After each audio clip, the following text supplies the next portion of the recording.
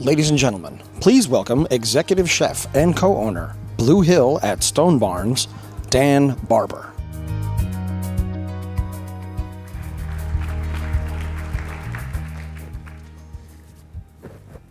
I'm going to start by just lobbing something out here. I hope it works. It's probably the only time you'll hear these words spoken by a New York chef. And here it goes. Farm to table, what has become the most exciting social movement in America today, the movement that has redefined how we think about our urban food shed. And I just read on your program, the theme of your lunch, does not really work. That's not to say that your lunch won't be delicious or timely or thoughtfully sourced. But it is to say that despite the best efforts of chefs, farmers, and eaters, farm to table has not shifted in any fundamental way the political and economic forces that shape our food system. In order to feed our urban populations moving forward sustainably and deliciously, I would argue that we're going to have to change not only how we source ingredients, but also how we think about our food. I'd like to prove that idea with an example, really from my own restaurant, and take you through a kind of allegorical meal in 3 courses. Here is the first course. It's a whole wheat bread made from a local emmer wheat, which is iconoclastic. First, because we serve bread as a course. We got a lot of flack for it. But mainly because this bread is 100% local. For most people, that's a bit of an oxymoron because we think about wheat in monoculture terms, 1,000-acre fields in Kansas. But for a chef like me, it's totally ironic, if only because we're so religious about sourcing and cooking with the best ingredients. We're loyal to the farmers markets and to the rooftop gardens, and we serve the best, freshest vegetables and the most free-range meats. But when it comes to wheat, specifically, we cook and bake with what I would also argue is essentially rotten produce. We eat dead wheat, and I am not just talking about this, although I am, white flour stripped of its germ in this industrial process to make white flour. I'm really talking about this, modern varieties bred for yield and yield alone. Using this kind of wheat, and we all have very little choice because it's where all of our wheat comes from, would be a little like my building a menu tonight, this evening, around this stuff. Which gets us back to our first course, brought to you by this man, Klaus Martens. Klaus farms 2,000 acres in the Finger Lakes region of New York State. 200 years ago, before we settled the Great Plains, this was our wheat belt. So Klaus's soils are nicely suited to growing wheat, but he doesn't just farm wheat. In fact, he grows a variety of crops, and he grows them in these complementary rotations, the same way farmers did for hundreds of years. The goal is to support the long-term health of the soil.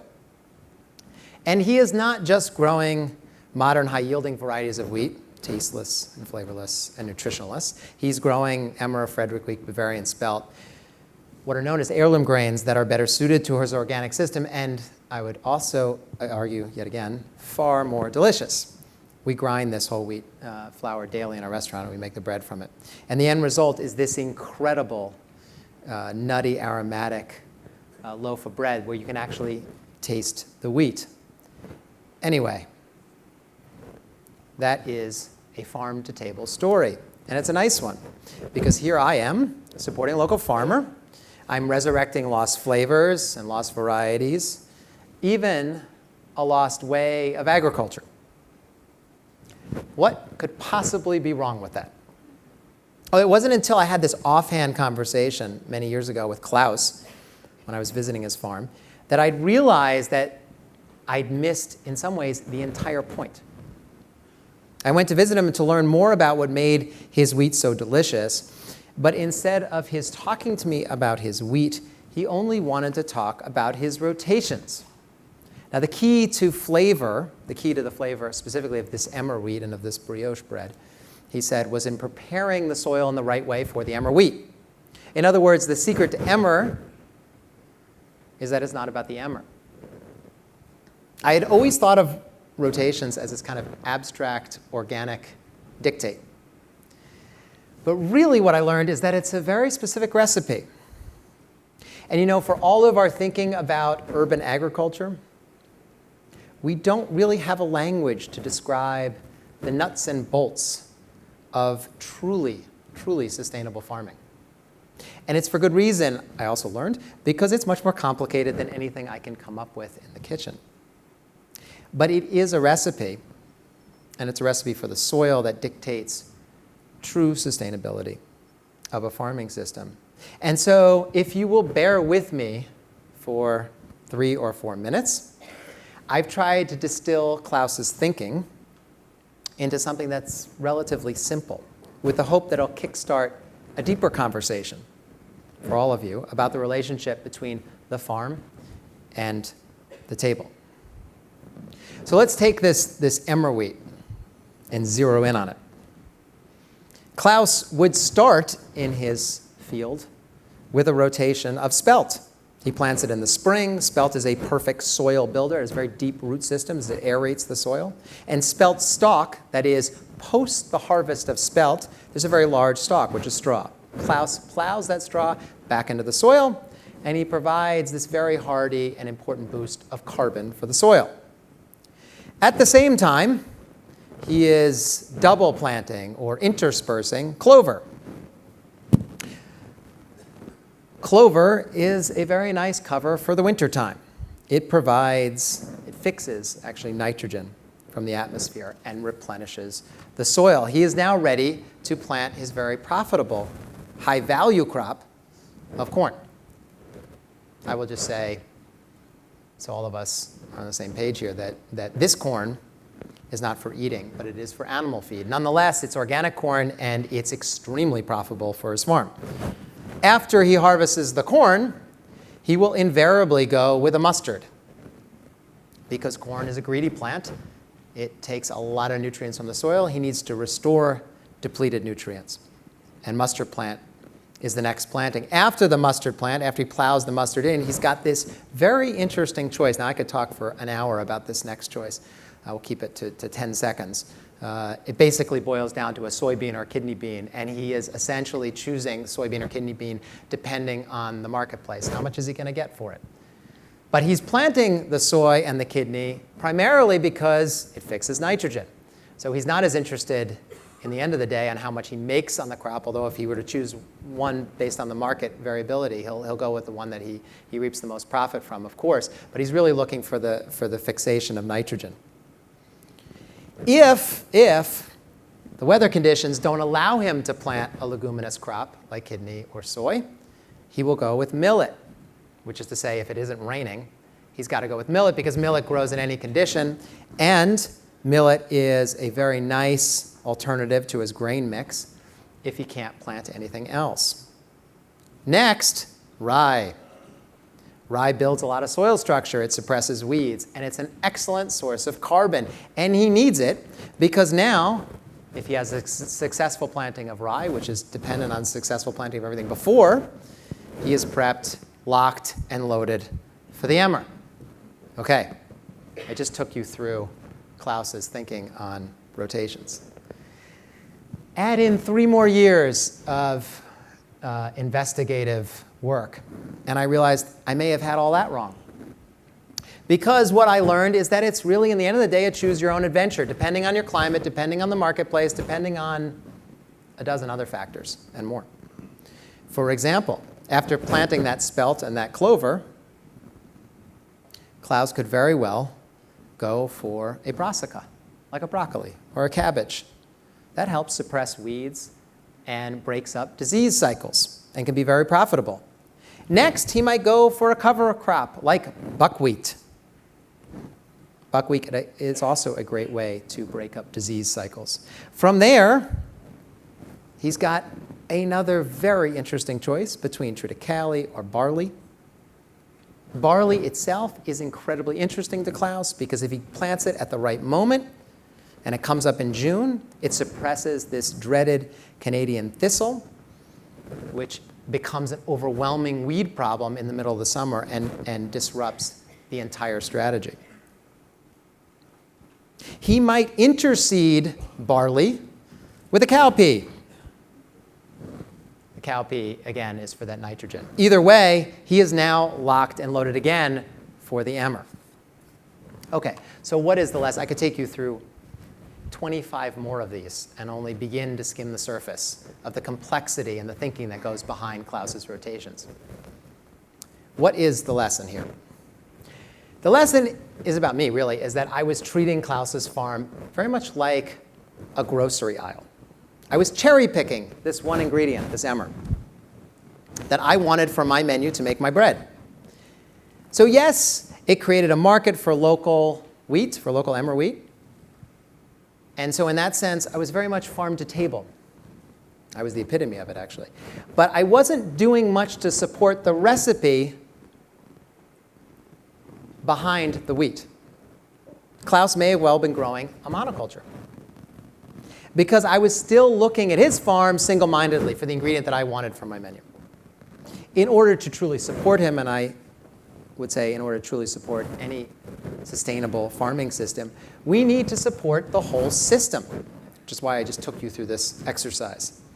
Everything that you're looking at, except for the emmer, goes into livestock feed. Everything.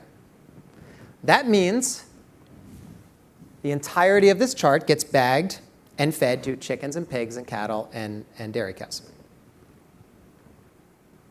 So there is a market for the rest of this stuff, 99% of it, but it's an extremely inefficient one. The value of these grains and actually the value of the entirety of the system is only realized when we eat meat and we drink milk. So the question is, why not cook with them instead? Why not maximize their caloric and nutrient benefits by feeding them directly to people? At the same time, why not maximize the farmer's economy by supporting crops that feed people? The difference between selling food to people and selling food to bag mix is the difference between a sustainable economic farm and one that requires subsidies. This is what Blue Hill, the restaurant, has tried to do for the past few years. We tried to adapt our menu to reflect and support Klaus's farming system. As an ode to Klaus and as an ode to this farming system, we came up with what I've called the rotation risotto. So it's a risotto that does not include any rice because Klaus doesn't grow any rice. But it is all the grains that support the wheat.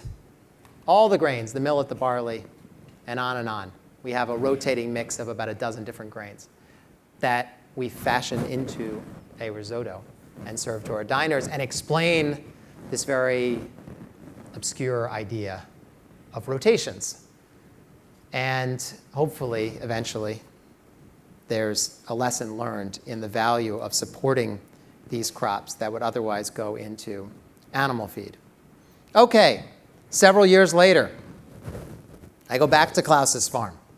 I'm writing a book in part about Klaus. He's the hero of the book. And so I spent a lot of time with him in the last 15 years. And I had these breaks where I thought I had figured out what he was all about. But I went back, and now the lesson was entirely different.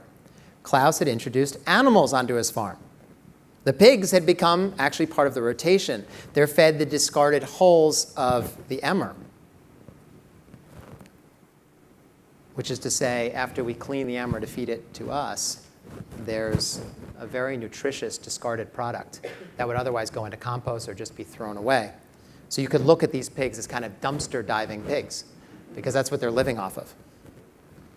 And after he clears the emmer field, he lets the pigs out in the emmer field, and they eat the stalks. And in eating the stalks, they also drop their manure on the field and further fertilize the field, which is why they become part of the rotations. He's done the exact same thing in the last 2 years with chickens.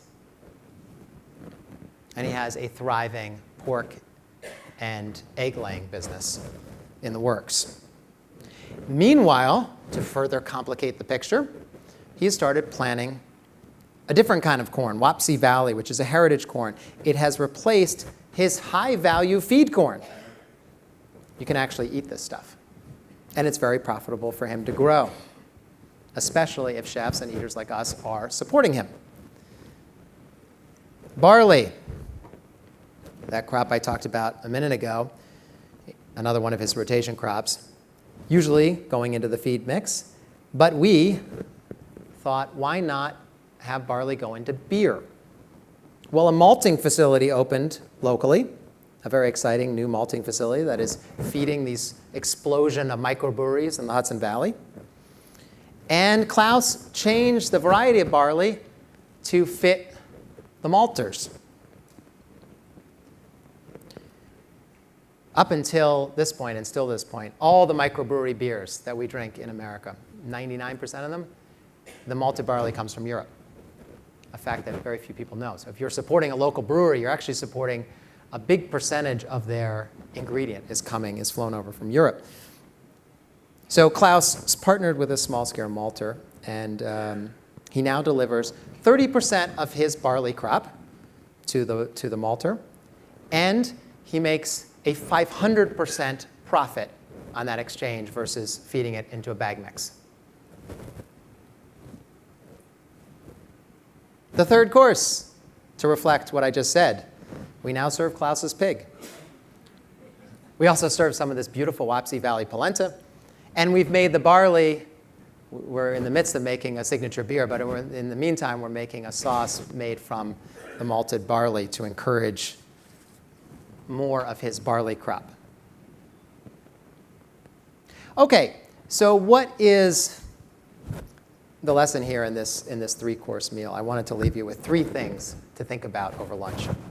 Number one, the whole farm-to-table movement, it's the wrong way of thinking about how to feed a growing urban population because it sets us up as end users. It's actually quite passive when you think about it.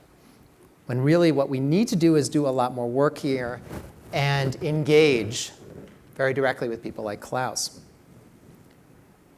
And number two, it's the urban sector that really needs to do that engaging in a very specific way. Klaus is too large to pack up a pickup truck and sell at a farmer's market, our favorite outlet for supporting local farms. He is also, by the way, increasingly too small to fit into the Walmartification of the food system. He is not growing 1,000-acre monocultures. So we tend to focus on a romantic idea of the small farmer, but in terms of bang for the buck, cities could get the most out of investing in these farms of the middle. By the way, this is not a slim portion of electorate of farmers. This now currently represents 40% of the farms producing food in this country. And they are fast disappearing because they don't have a direct outlet to the farmer's market, and they cannot compete with the Walmartification of the food system. But they are in a very, very unique position to transition from commodity agriculture, which is to say corn and soy, to these more diverse crop rotations. And third point, finally, as we segue into lunch, the other way we can help is at the table. Because as I learned with Klaus, this system doesn't work unless it's tethered to a cuisine. By cuisine, I mean a way of eating that responds to and really actually thoroughly supports what the ecology is demanding by encouraging the kind of diversity on our plates that we're looking at. Grains, beans, brassicas, and animals too, they have a place at the table. We encourage diversity in our fields, which when you think about it, is the most exciting opportunity we have to redefine our landscapes and our diets from the ground up. Thank you, and enjoy lunch.